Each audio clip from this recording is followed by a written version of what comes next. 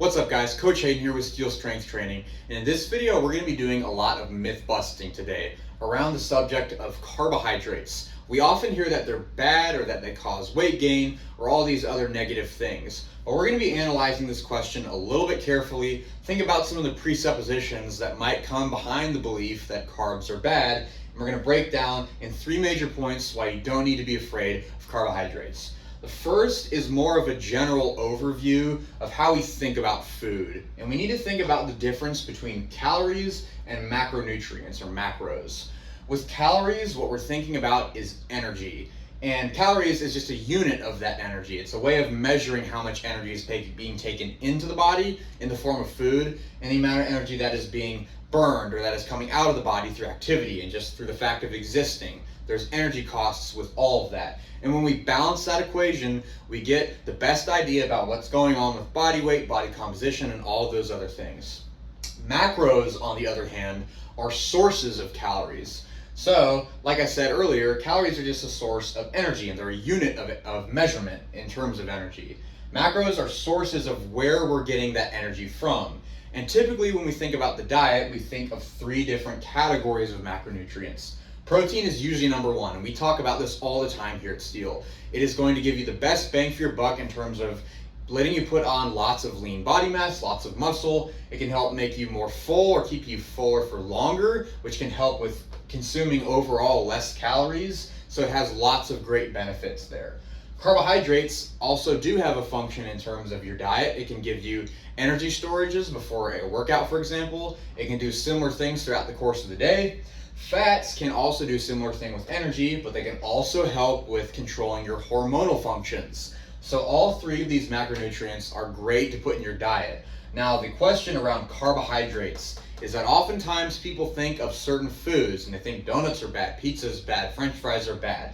But with these types of foods, we're not just talking about carbohydrates anymore.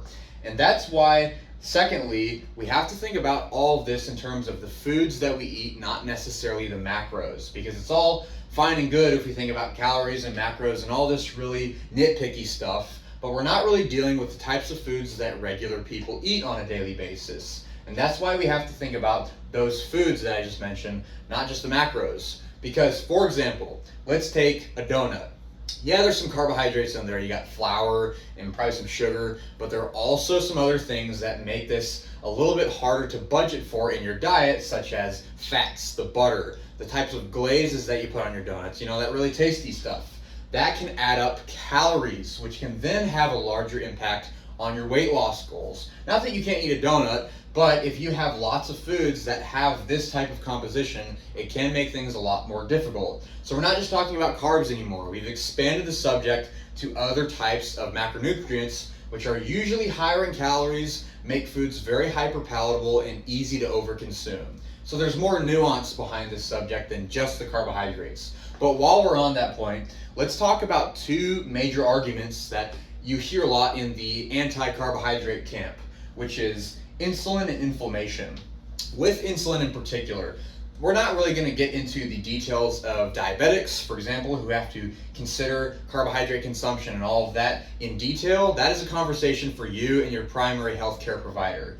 But for most other people, when it comes to insulin, all it does is it assimilates blood glucose, so that as you have glucose circulating throughout your bloodstream, insulin will help take it and it'll pull it in to a relevant cell in your body. So whether it's for muscle mass or for organ function, that's where the glucose is going to go, and insulin is the vehicle that takes it there. What we often find is that insulin, that model of carbohydrate insulin resistance, which is very popular in social media spaces nowadays, is that it doesn't account for a couple of things that are more important, being protein consumption and calories. And when you look at the research on this subject, when you control for those 2 things, protein and calories, but you vary the amount of carbohydrates, so whether it's low or high carb, we see equivalent amounts of weight loss, weight maintenance, and weight gain. So no matter what direction you're going in, there is no discrimination. No matter where it's coming from macronutrient-wise, we see equivalent amounts of fat loss. With inflammation, there are some implications with that question of fat loss that play into this question as well. because as you overconsume calories, what happens is that you have more fat storage, and those fat cells produce what are called cytokines, and these are pro-inflammatory. So we're not looking at an isolated incident where you don't have a lot of fat mass, but for some reason, because you're eating carbs, you have lots of inflammation. We don't usually see those things two separated. We see them together, and it's often because that inflammation, that inflammatory response, is caused by those cytokines, which come from the fat cells in your body. And what causes those fat cells to accumulate is an increase in calories, a calorie surplus, where we have more energy than our body knows what to do with.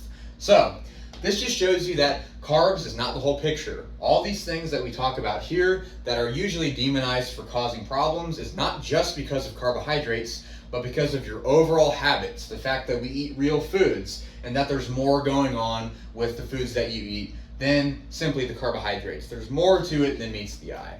So hopefully this was a good overview for you. Hopefully it will cause you to ask some questions about carbohydrates and about food in general, and hopefully set you free from the idea that any one food is bad. You can incorporate any of these foods into your diet and live a long and healthy lifestyle with strength training and all those other things that you strength train for, the motivations, the things that you want to be able to do when you get older, the fact that you want to be able to pick up your grandkids and play with them. These are the types of things that we think about. So I don't want you to be held in bondage to anything like carbs or anything else in your diet. Thanks for tuning in. Catch you guys next time.